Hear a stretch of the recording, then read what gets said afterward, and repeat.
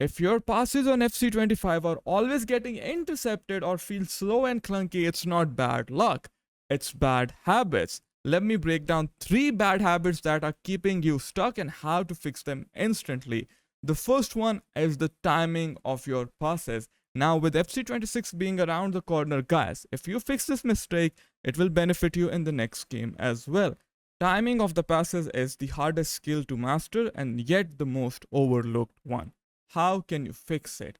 There are a couple of things that you need to keep in your mind when you're playing this game.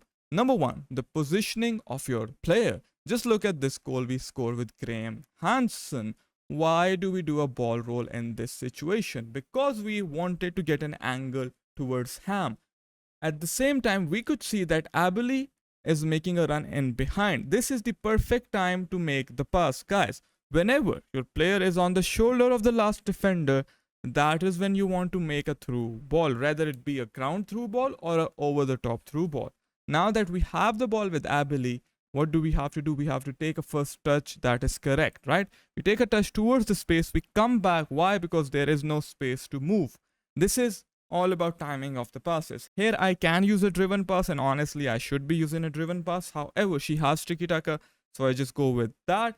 Now, in this situation, again, why do I use the player lock? There is no need, but you can still use it if you want, right? In this situation, you always want to use the pinged pass. Pinged pass is the key. But now the pass I am about to show you is the one you need in your game. It's really overpowered with all the 99 passing cards we have now, right?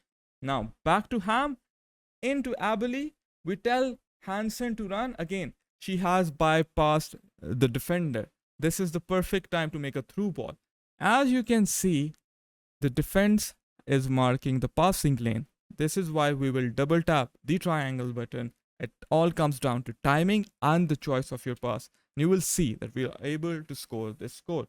However, there is still something that is missing in your gameplay, and that brings me to my second point. Guys, the tempo of passing is as important as the other things that I just mentioned. In all these clips, you will focus on one thing. The tempo of the passes simply means the pace of passing, right? If we are too slow or too fast, we'll risk losing the ball or being too predictable, right? If we are slow, we are predictable. If we are too quick, we'll lose the ball. We have to find the middle ground. It ties down with timing, but timing and tempo go hand in hand. Look at this. I have told Immobile to make a run. By clicking the L1 button, I did a 1-2 pass, that is L1 plus X. Right, now back to Rodri. Rodri has what? Pinged pass. We use a pinged pass towards Mia Hamm. Now I am delaying my pass. Why? Because remember, tempo and timing. We have to wait for Immobile to be on the shoulder of the last man, because he was the right back. He is going to make a run in behind the opposing right back, right? So we have to delay our passes. Now, the moment Immobile is on the last man, that is when we go with the first time through ball, and we should have honestly scored this goal, right? If we took a touch towards the empty space. Again, here, what are we doing? It's the timing of the passes. She is on the last man. We tell her to make a run, and then we click L1, do a speed boost, and we are gone.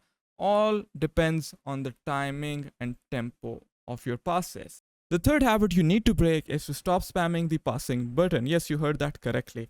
Why? I have coached so many players. Talking about coaching, if you do want to get coached by me, check the description box below. Send me an email or a message on Twitter. Now, guys, if you always spam X without any second thought, you are disrupting your tempo, you are disrupting your timing of the passes as well.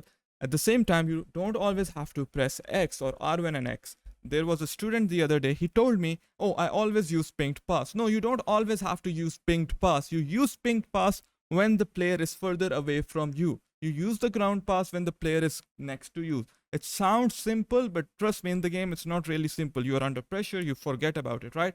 And then you use incisive pass, the through ball, when there is space in front of your player. You use the over the top through ball when you want to make the ball go further away. Now, that sounds simple, but in the game, you need to pay attention to the positioning of the opponent's defender, right? If he is coming up, use the over the top through ball. If he is staying back, in that situation, you will do what? You will use a normal ground through ball. Here, he was coming up, expecting ground through ball. We use the over the top through ball, right? Now, these are the little details that you have to improve in your passing, and then passing will become subconscious, right? Once it is a subconscious habit, you will be able to improve the tempo of your passes, the timing of your passes, and you will end up making these insane passes that you see on the screen. This one thing will take your game to the next level, but you also need to learn how to defend these passes. So check this video out here.